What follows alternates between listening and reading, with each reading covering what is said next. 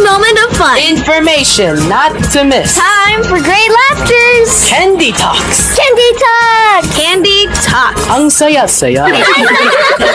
Ano daw? Ang saya-saya. Candy Talks!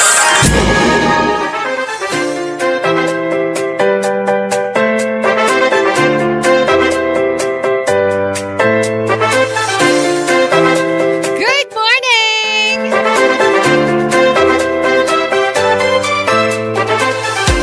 Good morning po! Magandang morning sa lahat ng mga nakatutok po sa atin. Good morning to you! 101.7 radyo natin sa nasa Occidental Mindoro, Philippines. Magandang umaga! Welcome sa programa po natin, Candy Talks, kung saan nagatok-tok si Candy! It's Candy Talks! 9:33 na po ang oras natin sa buong Pilipinas. Kamusta kayo mga kapatid? Ano yung mga ganap ninyo ngayon? Naku, yung mga binahan nating mga tropa, Pits. Mag-ingat po kayo dun sa mga friends natin na hanggang sa mga panahon po na to ay nag-aalala pa rin sa kanilang mga kamag-anak. No? Pwede po tayong makibalita sa TV, sa radyo, sa MDR, sa mga opisina po na may kinalaman no? Sa pagre-rescue. O kaya naman syempre po kung gusto nyo maging updated, no? Syempre dapat lagi kayo nakatutok po sa mga balita, mga news outlet natin dito sa Philippines. Good morning sa inyo. Sana lahat ng mga friends natin dito po sa Occidental Mindoro ay safe. Ganun din po sa ibang lugar, no? Nag-pray tayo na sana maging maganda na ang ating panahon at sana makabangon yung mga kaibigan po natin na apektuhan talaga, matinding epekto no, nung habagat dahil sa mga bagyong nagdaan. Di naman talaga yung mismong bagyo no? Pero yung habagat, grabacious. Friendship, alam ko mukhang weird ngayon yung mata ko kasi ang sakit niya. Kaya, ayaan nyo na lang muna. Ako pumipikit-pikit ako dyan. Hindi ko rin alam kung ba't ganon. Pero, maano talaga siya parang ano siya, parang dry na basta pagka pinikit-pikit ko siya ng ganyan, masakit siya na hindi ko rin maintindihan. Pag di ko naman pinikit, masakit din siya. Ganito ako kapag wala akong pera. Ewan ko It all boils down to pera. Why naman ganon, friendship? Ewan ko ba, ba't ganito no? Sa pagising ko ng umaga, ganito na yan siya. Baka nasobrahan lang ako sa saan naman? I'm sure hindi sa pera, di ba? Saan ako masasobrahan? Puyat? No. Hindi ako puyat kagabi. Sakto lang yung tulog natin. Pero good morning muna sa mga friendship natin na may mga weirdness sa katawan. Alam ko, hindi lang ako nag-iisang weird sa mundo. Aray mo! Dapat pala wala tayong video ngayon. Dapat pala lang muna. Kasi talagang mawiwirdohan kayo sa itsura ko. Kasi kakamot ako ng kakamot ng eyes. Tapos nakakatakot nito. Baka biglang kumalat yung aking mascara. Buti na lang, magandang uri yung mascara na niregalo sa atin. Hindi, totoo lang minsan nakagamit ako ng mascara na nung umiyak ako, biglang sumabog yung mata ko. Parang feeling ko naging mamaw ako. Ngayon hindi na. Pero nararamdaman ko ngayon na medyo mahapdi yung mata ko. Hello? Paano yan? What if hindi na ako makakita ng Aray ko. O sige na nga, so much for my eyes mga kapatid. Basta po, disclaimer. Sorry kapag nakita nyo maya-maya po ako gumaganyan kasi hindi ako comfortable. Okay? O ngayon, kamusta naman kayong lahat? Tsaka huwag kayong magulat baka mamaya biglang kumalat yung mascara, yung makeup ka. At least ngayon pala sinasabi ko na sa inyo para hindi kayo nagugulat, ha? O good morning sa mga nasa studio ngayon. Sa loob po ng radyo natin, 101.7 booth. Nandun ngayon si Tobats. Nakapasok siya. Tobs, kamusta naman yung ilog sa inyo? Kasi yun yung mahirap kina Tobs yung tatawiran po ni Tobats, no? Ilang na lang natin siya makakasama. Ilang mga days na lang natin makakasama si Tobs. Kasi gusto niya nang makasama ng full-time ang kanyang mga Junakis at syempre si Joanne. Kasi ganitong panahon, yung mga maulan-ulan na ganyan, mamaya malalaman na lang natin, nakatatlo na si Tobats. Tobs baha pa rin daw Oh, 'di ba? Matindi yung pagbaha, no? Hindi lang natin masyadong naramdaman kasi matindi yung sa iba, mas natatabunan siguro, pero that doesn't mean na hindi na rin affected po sa atin dito sa Occidental Mindoro, dito sa bayan ng San Jose. Madami din po, no? Basta po mag-ingat tayong lahat, ha? At siguraduhin natin na i-report natin kung saang lugar po tayo, diba? Para kung may mga interventions po yung ating government, mapapasama naman tayo. Tsaka syempre, huwag kakalimutan din na makipag-close kay Kapitan. That's the other key. Yung pala yung Joke lang. Siyempre dapat pantay-pantay yan, ha? O, basta laging mag-report, no? Mag-matsyag at saka dapat lagi tayong sumusunod kung ano sinasabi sa atin. Like for example, mag-evacuate na, diba? Kailangan mag-evacuate, mga kapatid. Okay? So ngayong araw na Techua, mga kapatid, pag-uusapan natin ang ilang mga weirdness natin sa katawan. Ang dami ko nito! Kung meron ka rin yan, yung para sa'yo, normal lang naman to sa akin eh. Pero kapag ka naikwento mo sa ibang tao, di ba bigla na sasabihin, what? Hala, ang weird mo! Di ba? May mga ganun silang reactions na doon mo lang malalaman, ako lang pala ang gumagawa na yun. May mangilan-ngilan, pero mas marami nagsasabi na, ang weird ng ginagawa mo yan siya. Okay. Naku, baka makalimutan ko. May gusto akong i-welcome. Kasi meron na po kaming bagong kasama ngayon sa radyo natin. Ay! One of these days, makikita nyo na po siya. Sa ngayon, nasa likod lang muna siya ng camera. Kasama niya si Tobats. At nawiwindang na siya doon. Sabi. Good morning kay DJ Shane. Abangan niyo si Shane, ha? Tingnan natin. Nawiwindang na siguro siya doon sa amin. Ganito pala ang trabaho dito. Bakit ang hirap? Na-overwhelm. Isang araw pala ng training niya. Ay, welcome natin siya sa mga susunod po na araw. Sa ngayon, abangan nyo na lang muna si DJ Shane. Okidoki. Pag-usapan na natin yan kung meron kayong mga weirdness sa inyong buhay, katawan, mula ulo hanggang paa. I-comment down mo na po yan sa ating live ngayon. Hi sa mga nakatutok sa atin sa Facebook Live. 101.7 radyo natin sa Jose. Paki-like and paki-follow na rin po yan. Para naman every Monday to Friday, 9:30 to 10 a.m., mapapanood mo po ang Candy Talks para naman may magpasaya sa'yo ngayong umaga. Ha! Good morning kay Kuya Ferds, diba? Siyempre sa sisterette ko, ang aga kong kausap niyan. Sabi ko, mag-abang ka, ha? Gusto ko talaga nanonood. Gusto ko talaga nanonood talaga yung mga kapamilya ko, no?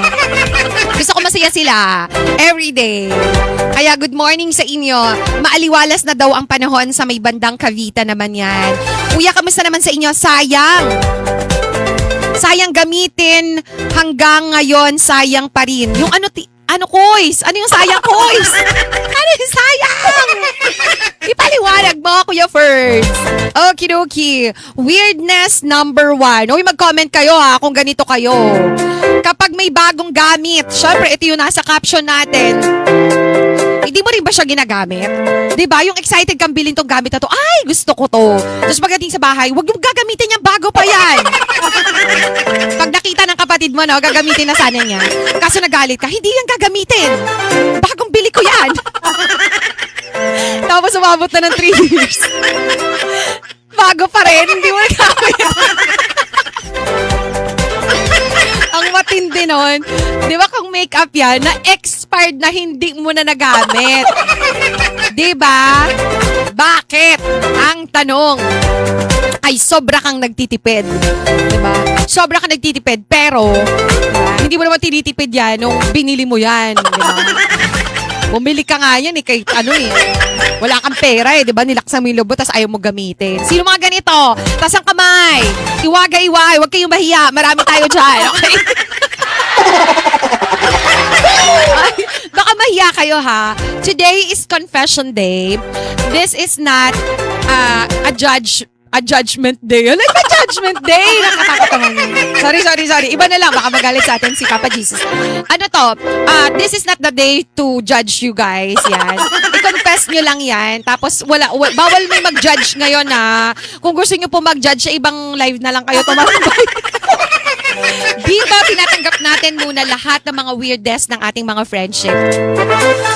Ako may kinakain na pagkain, pero kailangan may specific order kung paano ko ito kakainin. Hindi pwedeng basta-basta. Puhulihin ko yung pinakamasarap. Oh, parang ginagawa naman natin ito lahat. Oh, lahat? Sinong lahat? Baka kami lang din tayo. Tama ba? ginagawa nyo rin na you save the best for last. Yung last bite talaga, yun yung may pinakamalaman. Halimbawa sa bangus, 'di ba? Yung pinaka masarap doon, yung tiyan, yun yung ihuhuli mo, 'di ba? Kayo lang. Ang sarap-sarap kaya kapag hinuhuli. Pero may mga tao, may kakilala ko, shout out kay Tere, 'di ba?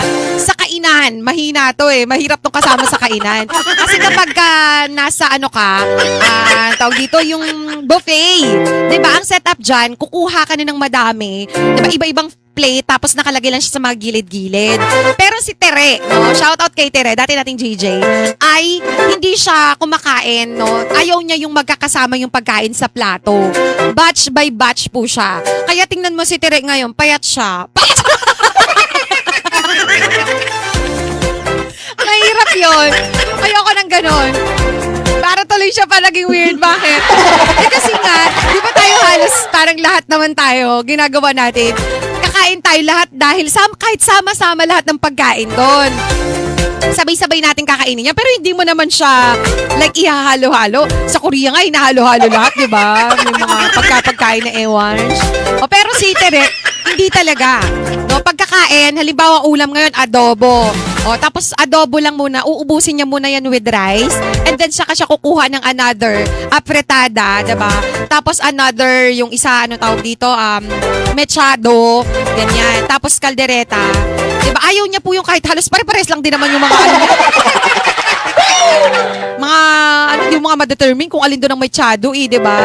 Pero sa kanya, ayaw niya po yun, 'di ba? Gusto niya talaga isa-isa. May order talaga yan siya. Pero nga, sabi ko, isa yung natutunan ko na pag ganun ka pala kumain, payat ka talaga.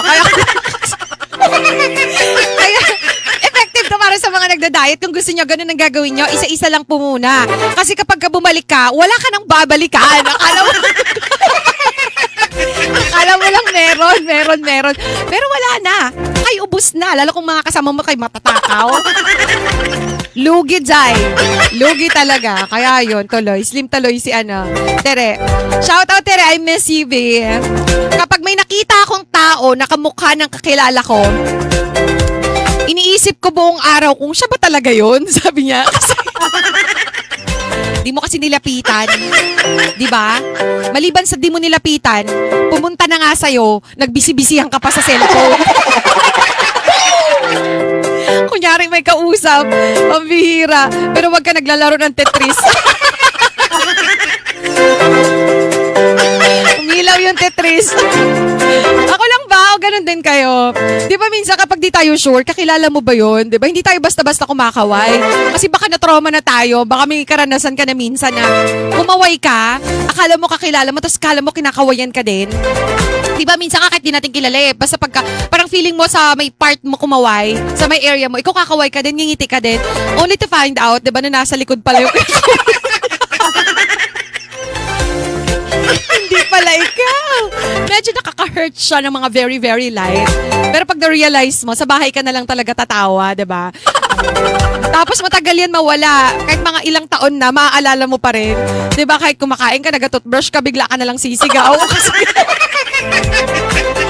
Kasi naaalala mo yung kasyungahan mo. Bakit ba ako kumaway? Di ko naman siya kilala. Para safe daw, ginagawa niya. Ayun. Wala na lang, di na lang. Tatago na lang siya. O kaya kunyari magiging busy-busy yan sa cellphone, diba? Kahit wala naman talagang load, kunyari may kausap, para lang hindi ka na, hindi ka na batiin, diba? Minsan pala, ako lang din ba yung ganito? Kapag ka namimili ka na sa grocery, nasa plaza, or kung nasang lugar ka man, basta siguro low bat ka, yung social battery mo mababa. Tapos may nakita kang kakilala mo na alam mo makikipaglaban talaga to sa daldalan at chismisan talaga eh. Hindi ka na, kunyari di mo siya nakita. Hala, naku magagalit sa akin yung mga kakilala. Ako lang ba yun? O ganun din kayo? Magsabi naman kayo kung ako lang ba to? Kasi baka mamaya ako lang pala yung nag-iisang weird dito sa mundo. Paano yan? Ano gagawin ko kung ako lang pala yung gano'n? Kuya Erwin Peñaflor, good morning. Hi, Kuys. Good morning. Drop kayo ng mga sasabihin nyo sa akin dyan. Good morning, ma'am. Watching from Pornaga, Magsaysay. Uy, pagbati natin kay Joshua. Hi, Joshua. Maraming salamat sa pagtutok, Joshua. Ba't gano'n? May tunog, Joshua. Nakakatakot yung topic ko ngayon. Parang nagiging pagkatao ko siya. Di ba nagiging weird ako? Joshua. Ayoko na nga. Di ba dati Joshua. Joshua lang dati to. Pinaganda ko lang eh. Hi kay John Mer Estrinos. Good morning to you, John Mer. Thank you so much for watching. Good morning kay Kuya Ricky, Maximo. Akala ko kay Kuya Ricky Shoutout sa ating partner, Kuya Ricky. Pumapawis pati yung ilong ko. Sobrang dami ko ng weirdness ngayong araw na to, pambihira. O, pati yata yung aking dito. Pati yung aking ilong pinapawisan na. Hindi naman ako dati pinapawisan sa ilong. Okay. Ay, ganyan ako, Ate Kens. O yan, may kasama na tayo. Welcome to the club, Tita. Tita Philomena, shout out to you. Sabi niya, ganyan ako, Ate Kens. May mga sipit nga ako ng nilabahan. 2015 ko pa nabili. Pero after 11 years, ang tagal, Tita. Grabe ako, mga 3 years lang. Ikaw naman, sagad. Wala na, pag hinawakan mo yun, madudurog na yun, di ba? Pag malutong na yun, Tita. Ay, nako. Pero nagamit mo pa? Like, ganun katatag? Grabe din talaga yung mga kagamitan before, no? Samantala ngayon, ewan ko, di mo lang magamit yung brief mo ng mga ilang linggo di ba? Pag gamit mo, wala na, di nababalik yung garter. Lumuwag na. Kaazar. Di ba? Alam, minsan, shoutout pala kay Uncle. Shoutout kay Uncle Martin. Hello, Uncle. Si Uncle Martin, siya nagpapadala ng mga box namin from Canada. Shoutout pala. Pagka ganun, syempre may mga damit. Nagtataka ako kasi, bakit 'di ba? Bakit yung mga damit, hindi naman nasisira yung garter? Pero bakit pagdating dito sa bahay, mga ilang months mo lang hindi gamitin? Hindi na bumabalik yung garter. Diba? Pero yun, matagal naman. Ewan ko ba, ba't ganun? At saka yung mga ukay din, diba? Hindi ba kayo nagtataka? Bakit ganun? Ang tagal niyan sa mga ukay-ukayan. Hindi naman nasisira yung garter. Pero pag ginagamit mo na siya, napahinga lang ng konti. Sabi mo, reserve mo pa yan kasi, di ba, next year naman, papayat ka na. Gagamitin mo pa yan siya.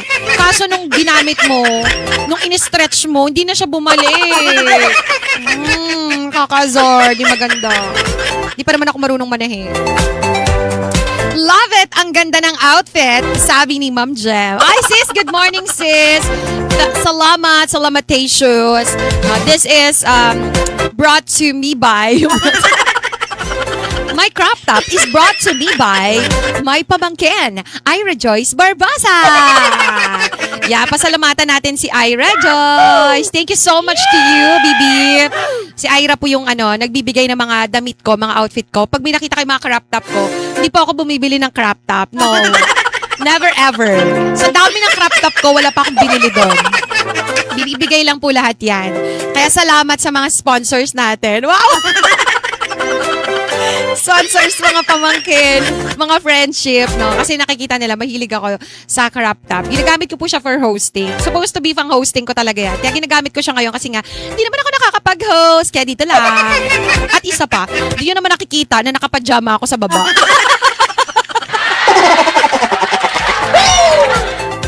Gusto niyo ba? Half body reveal.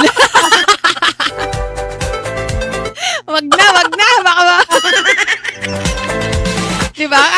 Ang kita lang kasi, yung kalahati ng katawan natin. So, hindi nyo nakikita kung ano yung itsura na. Ay, nako. Ganun talaga pag work from home. Yaan nyo na. Okay, totoo daw sabi ni Ate Ami. Siyempre, ganap na ganap si Ate Janet. Welcome back, Ate ko. Good morning to you, dear. Simpson, good morning, dear. Good morning. Ay, hindi pa ako nakakabalik sa radio, ha. Nandito pa lang ako sa sa bahay namin. Nakabalik na tayo sa radyo, nag-e-airing na tayo doon. Pero, hindi pa ako nakakapasok. Hindi pa ako nakakapunta ng office. So, nandito pa lang tayo sa aking balur. Pero malapit-lapit na mga friends. Kay Christopher de la Cruz, good morning ma'am. Shoutout po watching from FB Light in Barangay Kaminawit habang naka-duty sa Kaminawit National High School. Good morning Kuya Christopher, maraming salamatations. Uy, naka-duty ka, walang pasok, pero siya naka-duty. Hala, good morning kay Ma'am Madam Maida. Nandito si Madam. Oh, good morning, gaya sa seafoods. Marinara, pinapahuli ko ang sugpo. Kakainin. Uy, ang sarap naman, madam. Good morning to you, dyan sa Australia. Shoutout sa lahat po ng mga taga Sangguniang Bayan ng San Jose. Shoutout to you. Jimson, may pasok kayo? Di ba wala kayong pasok? Baka may pasok naman na sila ngayon. Anyway, sobrang dami nating weirdness, di ba mga kapatid?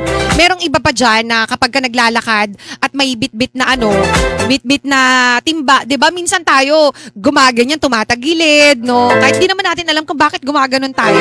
Sarili lang ba natin yon? Reflexes ba ng body natin yon, di ba? Kapag may nahulog na bagay, minsan, di ba? Anuhin muna natin yan, parang titigan mo muna siya. Bago siya mag-landing, diba? Tititigan mo muna, ay, tsaka ka manghihinayang. Tapos pag nabasag na siya, wala na. Minsan naman kapag nag-aano ka, nagtututbrush, naghihilamos, diba? Bigla-biglang sumasayaw. May mga... Parang sa isip natin, di ba? May naglalaro, lalo na kapag mag-isa ka sa bahay, di ba? Minsan kinakausap din natin yung mga bagay-bagay. Akala mo kinakausap ka ng ref, di ba? Pero magbubukas ka lang naman, wala ka na namang laman, di ba? Ay, nako. Di ba? Parang feeling mo kinakausap ka rin ng ref eh. Parang sasagot siya, magbubukas ka na naman. Alam mo naman tubig lang ang laman ko. Mga kapatid, sometimes na may mga nagagawa tayo na hindi naman natin akalain na weird pala yon. Pero parang sa iba, para sa atin, normal lang yon kasi nagagawa na natin siya. Pero anyways, ano't-ano pa man mga kapatid, it doesn't matter. That is okay, no? May mga bagay naman tayong dapat na ginagawa na hindi natin kailangan ng, diba? Na para sabihin ng mga tao na hindi tayo masaya sa ginagawa mo, diba?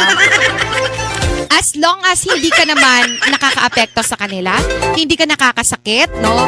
Hindi naman ito dahilan para, 'di ba, yung isip ng mga tao maapektuhan or parang kumbaga masama. Yan. As long as hindi nakakasama sa ibang tao, I think okay lang naman na maging weird tayo minsan, 'di ba, sa buhay natin. Kaya friend, huwag kang matakot, 'di ba? Kung may mga weirdness tayo, that makes us unique. Hello. Huwag mo lang karirin, 'di ba? Like nasa public ka tapos bigla ka mga away doon ng mga tao. O kaya pati mga gamit ng bawa nasa grocery store, kaawayin mo sila doon. Huwag naman. Nasa sarili lang natin yan siya. Okay? Hay, nako. Kasi bakit ba? Anyway, kahit ba wag nating isipin yung iniisip ng ibang tao. Kasi kung dun tayo nagiging masaya, no? Wag nating i-fit yung sarili natin dun sa kumbaga, definition ng ibang tao. Kasi hindi ako masaya sa ginagawa mo. Ano naman, kung masaya naman ako sa ginagawa ko, diba? As long as di naman kita nasasagasaan, no? Pabayaan mo lang ako kasi may kanya-kanya tayong paraan kung paano natin i-deal, no, yung nararamdaman natin, kung paano tayo mag-deal sa buhay natin, sa mga problema natin. Let's say, for example, yun nga, diba? Masaya ka kapag hindi mo pinapaikot-ikot yung yung spaghetti, kakainin mo lang siya ng gaganunin mo siya. Wag lang sa ibang tao, diba? That's so annoying. Siyempre may mga proper etiquette din kapag ka nasa formal settings ka, diba? Ayan. Pero kapag nasa bahay ka lang at kasama mo lang yung mga ibang kaibigan mo or kung sino man yung mga tatanggap talaga sa'yo, okay lang yan. Yun ang sinasabi natin dito. May limitation din siya, diba? If kailangan mo ng proper settings, no, nasa isang lugar ka na nangangailangan ng tamang etiquette, syempre dapat we have to apply it, no? Pero ang sinasabi natin dito, we all have our weirdness sa katawan natin. Dapat lang tanggapin natin yan sa sarili natin, no? And yun nga, kung ang weirdness na to ay isa sa mga bagay na nagpapasaya sa atin, ay okay lang po yan. As long as hindi ka naman nakakasakit ng ibang tao at nakakaabala ng ibang tao, okay? Yan. Sabi din, wag daw natin masyadong seryosohin yung sarili natin. Minsan, 'di ba? Kailangan din naman talaga nating tumawa, wag masyadong seryoso sa buhay. Okidoki. Siya, sige. Sabi niya dito, habang tumatanda daw tayo, mas natututunan natin na hindi pala lahat ng ginagawa natin kailangan daw pong maintindihan ng ibang tao. Minsan sapat na tayo yung nakakaintindi ng ginagawa natin. Basta yun ay para sa atin. Okay? Siya, papaalam na po ako mga kapatid. Thank you sa lahat ng mga sumama sa atin for today's video. Tanggapin natin yung mga weirdness natin sa katawan. We are not perfect. Tao lang naman tayo. Pero kung sa tingin mo may mga bagay na dapat mong i-correct para sa self-improvement mo, go ahead, do that, okay? Basta para sa'yo, hindi para sa ibang tao. Okay pa yung sipit ko, Ate Kenz. Sa aparador kasi nakatago, kaya parang bago pa din siya. Ay, good. May pasok po ang LGU San Jose. Okay. May pasok ang LGU San Jose. Ayan, belated happy belated birthday daw. Sabi ni Kuya Ferds kay Manilyn Uy Salazar. Siyempre gusto kong batiin ang aking mabuting kaibigan, ang aking BFF. Manilyn Uy Salazar, happy birthday, B. Diba? Nakita mo naman yung pagbati ko sa'yo, Bonggacious yon. Para sa'yo talaga yan. Okay, nagbili ng bagong sasakyan, pero luma ang ginagamit araw-araw. Sana all naman. May bagong sasakyan na binibili. O, diba? Kami, gusto sana namin gumamit ng bagong sasakyan, kaso wala kaming bagong sasakyan, kaya yun luma. Roger Navarro, morning Ma'am Candy. Baka may high blood na po kayo, ha? Kaya nagkakaganyan ang mata nyo. Minsan, pagising nyo, lalo sa umaga, sana po hindi. Ay, ganun ba yun? Ako, tinakot mo pa ako, Roger, Balak siya. Charot lang. Thank you. At least, diba, nagpapaalala lang si Roger. Salamat, Roger. Thank you sa lahat ng mga sumama sa atin for today's video. Kuya Lito, nakahabol ka naman, Kuya Lito. Kuya Erwin Peñaflor, good morning. Uy, wala si Kuya Ogie Moralia ngayon, pero babatiin ko pa rin siya. Okay, thank you so much. Maraming salamat sa mga friends natin, sa mga nagsiselebrate ng birthdays. Happy birthday po sa inyo. Padalahan nyo na lang po kami ng handa nyo, ha? Okay. Lagi nyo tandaan, naaalala po namin kayo. Salamat sa inyong tanan. Ay, teka lang. Bago ako magpaalam, baka meron tayong mga gustong batiin dito sa Facebook natin. Kasi yung iba sa mga nasasharean ko, hindi ko pala nababasa. Sorry guys, wala na pala akong oras. A minute to go before 10 o'clock. Every Monday to Friday, 9:30 to 10 a.m. Ang Candy Talks po mapapanood ninyo sa Facebook Live ng radyo natin, 101.7. At mapapakinggan nyo rin sa himpilan ng radyo natin. Abangan nyo po sa mga susunod na araw yung atin pong bagong DJ. Mapapakinggan nyo na po siya. Thank you so much everyone. Have a good one. Bye! Ingat!